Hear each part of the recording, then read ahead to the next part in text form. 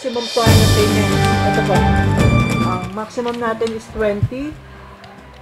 Pag nag-excess na po doon, yun na po ang magiging yun po yung savings natin pagdating natin ng retirement. Sa edad na 18, nagsimula nang magbayad si Donna ng kanyang kontribusyon sa SSS sa pag-asang makakakuha ito ng loan mula sa kanyang kontribusyon.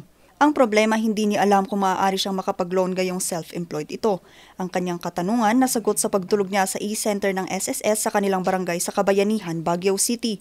Actually, ma'am, mas siya kasi instead na pipila pa ako dun sa pinaka-main office, at least dito madali na lahat ng tanong. Kung may mga tanong ako na nasasagot na nila, alam ko na yung gagawin ko.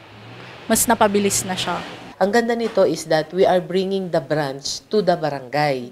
So instead of the constituents to come to our office to get their SSS number, doon na lang. We have trained yung officials sa barangay regarding doon sa issuance, pag-file nila ng benefits, gano'n. Alok ng mga e-centers ang paghulog ng kontribusyon at registration ng mga miyembro.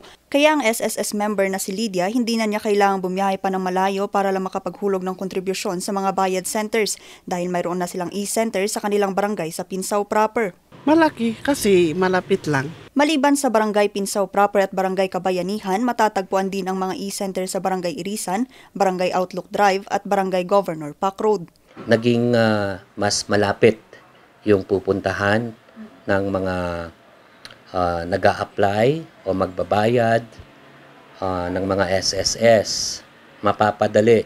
Hindi na sila pupunta sa town, malayo siya, and pagdating mismo sa office ng Target ng Social Security System na magkaroon ng e-center ang 128 na barangay sa lungsod at kasama na rin ang mga bayan ng Tuba, Itogon at Sablan. Vanessa Bugtong para sa Luzon Headlines.